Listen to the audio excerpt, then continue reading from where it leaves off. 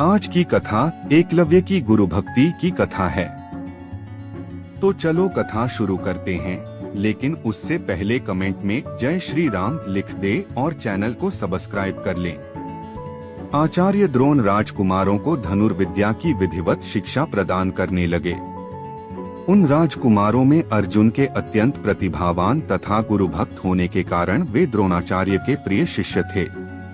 द्रोणाचार्य का अपने पुत्र अश्वत्थामा पर भी विशेष अनुराग था, इसलिए धनुर्विद्या में वे भी सभी राजकुमारों में अग्रणी थे, किंतु अर्जुन अश्वत्थामा से भी अधिक प्रतिभावान थे। एक रात्रि को गुरु के आश्रम में जब सभी शिष्य भोजन कर रहे थे, तभी अकस्मात हवा के झोंके से दीपक बुझ गया। अर्जुन ने देखा अंधकार हो जाने पर भी भोजन के कौर को हाथ मुंह तक ले जाता है। इस घटना से उन्हें यह समझ में आया कि निशाना लगाने के लिए प्रकाश से अधिक अभ्यास की आवश्यकता है, और वे रात्रि के अंधकार में निशाना लगाने का अभ्यास करना आरंभ कर दिया। गुरु द्रोण उनके इस प्रकार के अभ्यास से अत्यंत प्रसन्न हुए। उन्होंने अर्जुन को धनुर्विद्या के साथ ही साथ गदा, तोमर, तलवार आदि शस्त्रों के प्रयोग में निपुण कर दिया।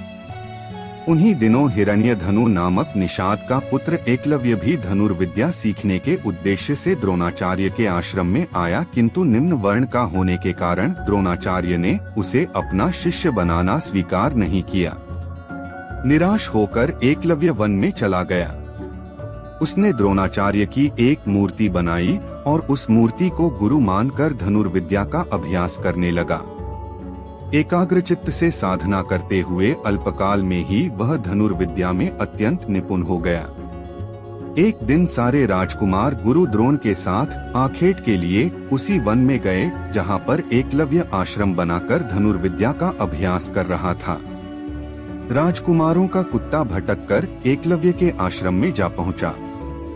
एकलव्य को देखकर वह भौंकने लगा। इससे क्रोधित होकर एकलव्य ने उस कुत्ते अपना बाण चलाकर उसके मुंह को बाणों से भर दिया। एकलव्य ने इस कौशल से बाण चलाए थे कि कुत्ते को किसी प्रकार की चोट नहीं लगी, किंतु बाणों से बिंध जाने के कारण उसका भौंकना बंद हो गया।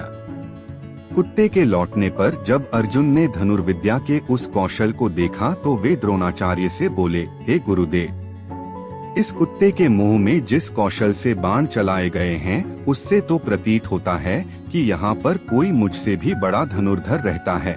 अपने सभी शिष्यों को लेकर द्रोणाचार्य एकलव्य के पास पहुँचे और पूछे, हे वत्स, क्या ये बाण तुम ही ने चलाए हैं?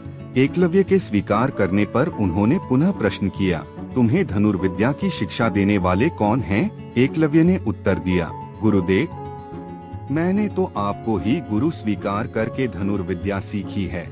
इतना कहकर उसने द्रोणाचार्य की उनकी मूर्ति के समक्ष ले जाकर खड़ा कर दिया। द्रोणाचार्य नहीं चाहते थे कि कोई अर्जुन से बड़ा धनुर्धारी बन पाए।